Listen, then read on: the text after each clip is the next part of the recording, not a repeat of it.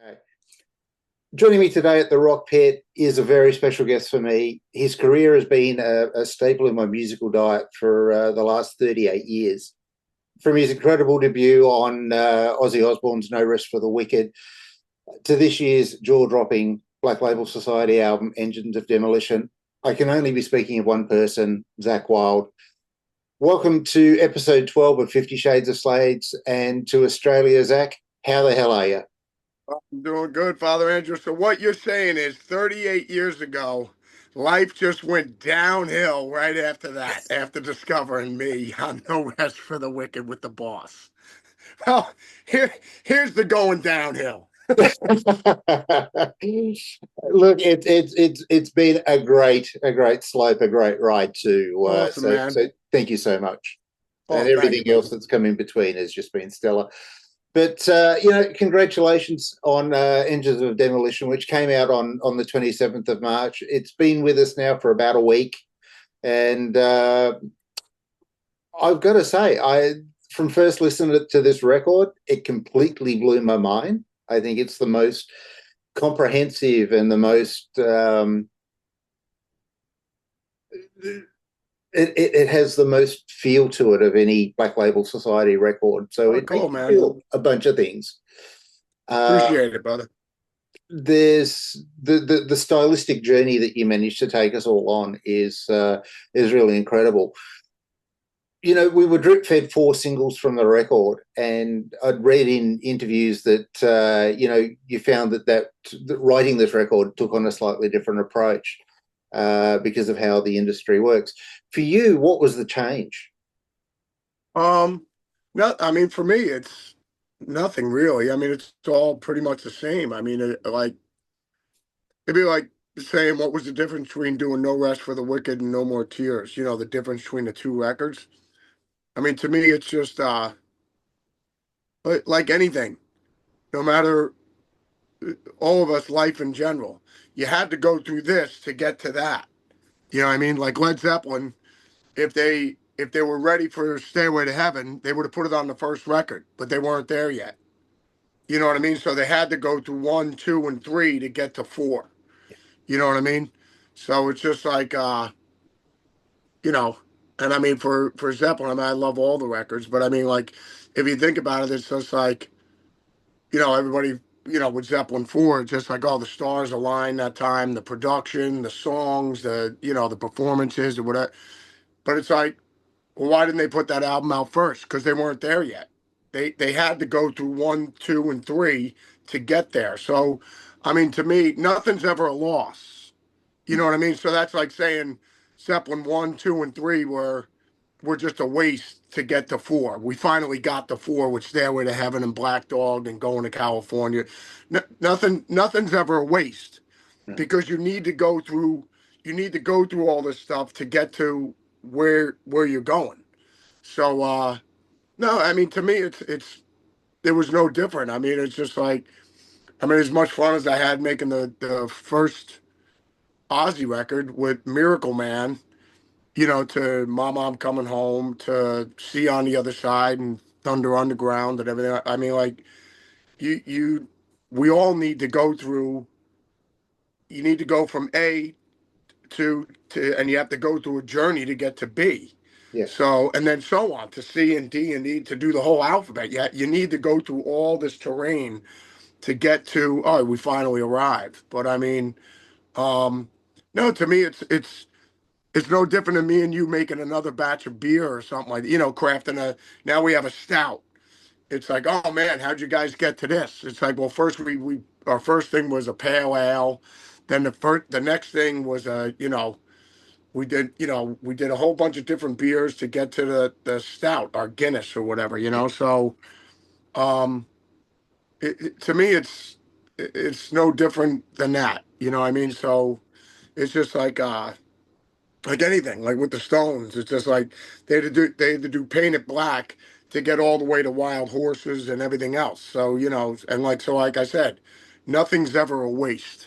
No. So yeah, it's because it's the journey we all go through. But I mean, for me, it was no different. I'm just writing. Oh, cool! I got a new song. Here we go. Let's record this one. But it was over. between Pantera Celebration, we'd go out for a year, get home, I'd have the guys come out and we'd do another batch of songs in the Black Vatican, and then we'd go out for another year with Pantera Celebration with the fellas, and then we'd all right, well we got have the guys come out again and we'll track some more stuff at the Vatican. So it was just that kind of process. Usually it's always an implosion of ideas. Like, Yeah, again, if I asked you, I said the guys are coming out in a month, you'd be like, all right, Zach, I got a month to write a record. So, yeah, you would write songs. So, if you don't come up with something that you're happy with, it's just like, oh, I'll go fishing again tomorrow. yeah, Until the as far as I'm concerned, with all bands, any songwriter, whether it's Elton John or Sabbath or the Eagles or all the bands we love, the songs are out there. You gotta keep digging, yeah, and we'll find them. yeah, You know what I mean? So if we don't find anything over here today, all right, well, we'll go over there tomorrow. But in the meantime, let's go out and get a steak, and then we'll start early tomorrow. yeah, It's nothing to get discouraged about. They're out there. You just got to keep digging and digging and digging, and we'll find them. But yeah. So I mean, that's just the process. So and then but usually it would always be, you have a month to come up with songs. When the guys come out of here, if you pull out, you know, free falling or knocking on heaven's door, you come up with that, while the guys are out here, we'll track that one. You know what I mean? Because yeah, if all the creative juices are flowing, it's just like, all right, we'll just keep writing until, if you keep writing great stuff, it's like with Sabbath when they wrote Paranoid, they were like, oh, we need 5 more minutes or whatever. They're like, we don't have any more songs. We yeah, got our eight exactly. songs, our favorite songs that we wrote. And it's just like, well, we need one more. And it's like, I'm like, Andy, you got another one? And you're like, Zach, I don't have any, we don't have any more songs. I said, well, why don't I'll go make a food break. I'll go get some food. Yeah, And then when I come back, just see what you can come up with. Come up with a riff or something cool or whatever. And next thing you know, you come up with Paranoid mm, and you didn't have it before, no, and then so Tony comes up with this riff, Oz comes up with the melody, Geezer writes the lyric, and then Bill crushes it on the drums, and the next thing you know, it's their biggest hit, for and sure. it didn't exist 5 minutes ago. No, So something has to be said with you just coming up with something. I'm not going to get in the way of that. no, I'm just going to press record and let you keep writing, So, uh, I mean, so this was like kind of like a 3, 4.5 year period of yeah, writing, So, I mean, like a bunch of the songs, obviously Ozzy's song, I would have never wrote those lyrics if Oz hadn't passed away. yeah. Then, so there's that. So, in this record too, I find, that not only do you have the hallmark, stomp that the Black Label has, but there's also that slightly more gentle side, that sort of Nashville Southern sort of country style that you've brought onto this record that I think really, really shines and shows contrast between the songs. When it comes to writing in different formats, I mean, I'm just trying to picture the way that you would write sort of on the road while you're doing Pantera celebrations, recording riffs, capturing moments that had inspired you. Um, is this reflective, I guess, of the quieter times that you would have had on your own, or is it something that, as a band, it takes these shapes? No, I mean, it's just my love. I mean, as much as love listening to Sabbath doing Supernaut, I love it when they do changes. Yeah, You know what I mean? So, and I mean, it's obviously my love for the Eagles, Elton John, Neil Young doing Heart of Gold or Helpless, and I love the band. Uh, all the mellow stuff. I mean, it's just like I love pedal steel. And I love, I mean, the first Black Label song I ever wrote, I was sitting down with an acoustic guitar, I wrote "Spoke in the Wheel." So that was the first, acoustic song that I wrote was a Black Label song. yeah, So but like on the new album, between Ozzy's song "Better Days and Wiser Times" and "Back to Me," I love the mellow stuff just as much as I love doing "Name and Blood." yeah. for sure. Now, obviously, we touched on Ozzy's song before. We actually have a question from a fan of ours and a reader. So Justin Strudwick sent in a two-part question for you, Zakk. He asks, the solo on Ozzy's song has so much feel, melody, and emotion. How many takes did that take? And was it something you sat down and pieced together, or was it just something that poured out of you? Uh, no, it was just I did just one take. I wrote it, obviously, Hmm. because what I always do, it's like the the Randy Rhodes School, Randy Rhodes University of solo writing. You because all Randy solos, you could just name any of them. It's a song within a song. Yeah, So, and he's the king of it. So, just like Stairway to Heaven or Hotel California, whether whoever it is playing guitar with the Eagles, or if you're in a Zeppelin cover band, you got to do that solo the way it is because yeah. it's part of the song.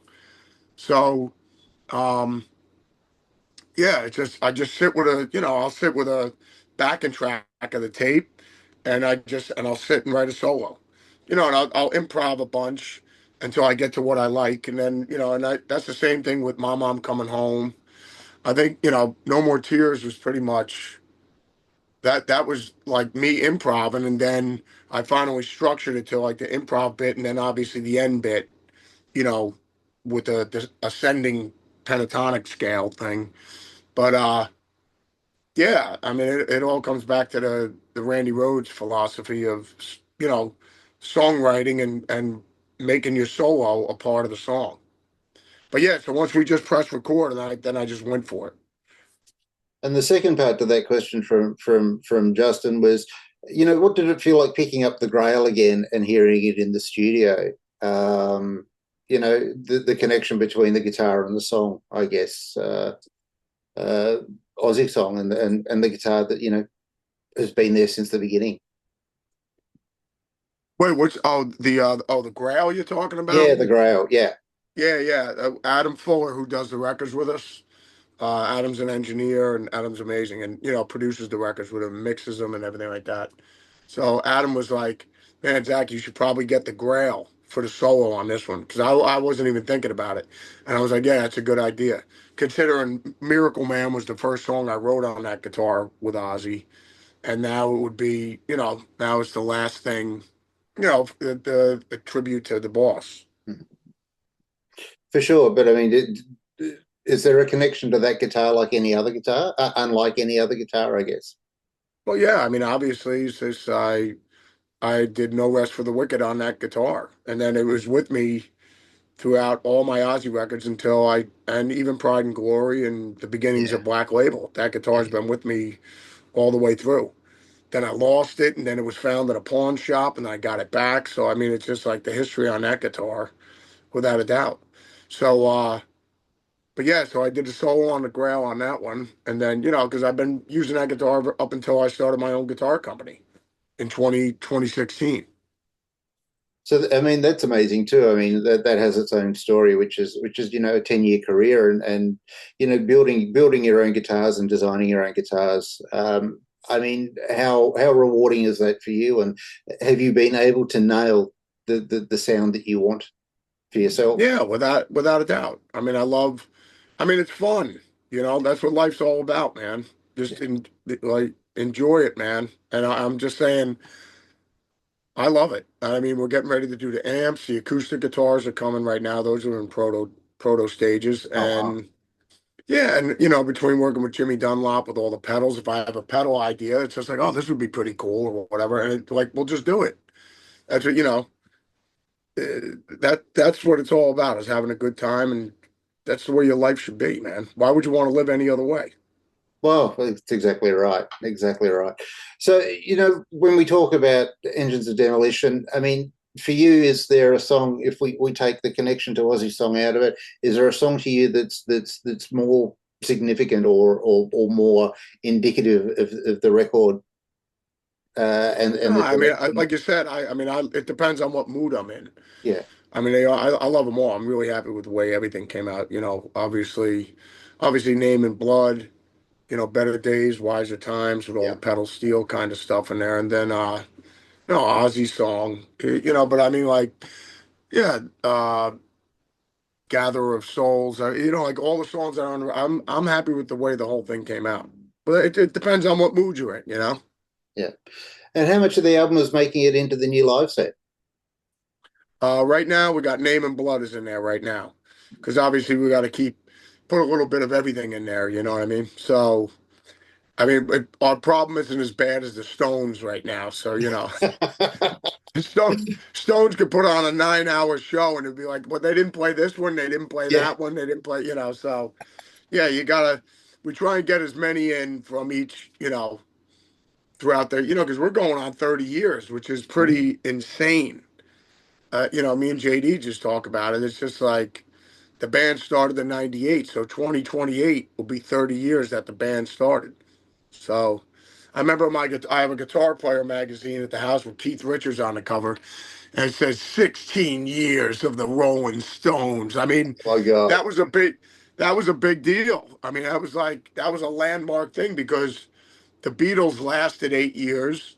The Zeppelin's career was 12 years from like 68 to 80. 80. Yeah. Then you have Sabbath with Ozzy was from 70 to 78, 79, Yeah. really 78. So, and then Oz was gone. So it was like, that was 8 years. So for a band to make it anywhere past 10 years that was like climbing Mount Everest. Yeah. So 16 years, people are like, wow, I can't believe they're still around. And now here the Stones have been around for 522 years now. You know what I mean? So pretty monumental. But yeah, so I mean, I can't believe Black Label's been around. It's already going on 30 years. I mean, it just seems like I started with Ozzy. That's going on 40 years. Yeah. In Yeah. 20, Yeah. Yeah. 2028, it'll be No Rest for the Wicked was 1988. Yeah. Yep. Yep. Exactly. 38 years ago from, as I said before, the album and the guitar sound that changed me. It was those first two Aussie records, especially. I mean, No More Tears is my favorite all I time dig it, Aussie bro. song. My favorite all time Zakk solo, I think. Oh, thank you, brother. The song itself, but incredible stuff. Now, I guess the big question around all of this is you're probably overdue a visit to Australia. Is there anything on the cards? Yeah, without a doubt on this run. So, I mean, we went down there with Pantera Yeah. celebration. So, definitely we want to go down there with Black Label. Usually, always the tours always go, you hit Australia, then you go over to Asia and hit everything over there. So, because obviously to make it, you know, cost effective and everything like that, just to go down and go around and make everything to work financially. Because I was just always like, how come bands don't tour down there and this and that? It's just like, well, it costs so much money or whatever. I was like, oh, well, I didn't know.